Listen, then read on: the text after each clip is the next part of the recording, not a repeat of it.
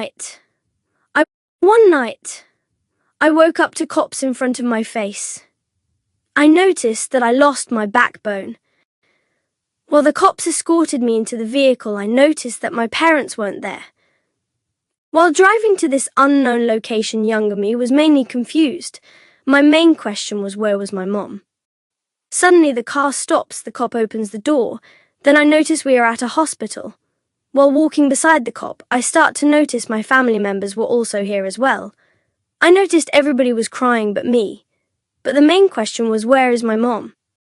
An unknown man walks up to me and asks, am I okay? Younger me is still confused, frightened, and flabbergasted. A few minutes past, I've noticed my cousin, and I slowly walk up to him and ask him with uncertainty, where is my mom? He didn't say nothing, just sat there and looked melancholic. That's when I looked at him again, and then I asked, is my mom dead? I sat there for 1 to 2 hours just confused and didn't know how to really react off this tragic moment. On September 19th, 2017, it was my 7th birthday. Everything felt off and different without her. I remember I've started daydreaming about who would I talk to, who would I look up to? While growing up, I was learning how to live with pain, confusion, and responsibility. At first, it felt like my world had stopped moving. I got older. My sadness slowly turned into anger. I was angry at life for being unfair. Angry at people who complained about small problems when they still had everything I had lost. Angry at myself because I did not know how to talk about what I felt. Instead of opening up, I pushed people away. In school, I acted like I did not care about anyone. If someone got too close to me, I would shut them out before they had the chance to leave. I thought being tough would protect me. I thought if I stayed angry, nobody could hurt me anymore. But anger does not protect you forever. It isolates you. One moment I will never forget happened during high school. A friend asked me why I always looked so mad at the world. At first, I laughed it off like I always did. But later that night, I thought about it for hours. I realized I had spent years carrying pain that I never dealt with.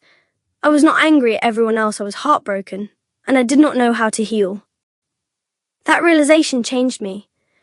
I slowly started learning how to let people in. It was not easy. For years, I believed showing emotion made me weak. But over time, I learned that being honest about pain actually takes strength. I started talking more with friends and family instead of keeping everything inside. I became more patient with people because I realized everyone is fighting battles nobody else can see. Losing my mom at such a young age shaped me in ways I'm still discovering. It taught me how fragile life can be, but it also taught me resilience. Even though I carried anger for years, I refused to let it define the person I would become. Today, I still miss my mom every day. There are moments when I wish she could see who I am becoming, but I also know that the struggles I faced helped shape my character. They taught me empathy, maturity, and the importance of human connection. I used to think my story was only about loss. Now I understand it is also about growth. I cannot change what happened when I was 6 years old, but I can choose what kind of person I become because of it. Instead of letting anger control me, I learned how to turn pain into motivation and understanding. That trauma has made me stronger and more prepared for the future ahead of me.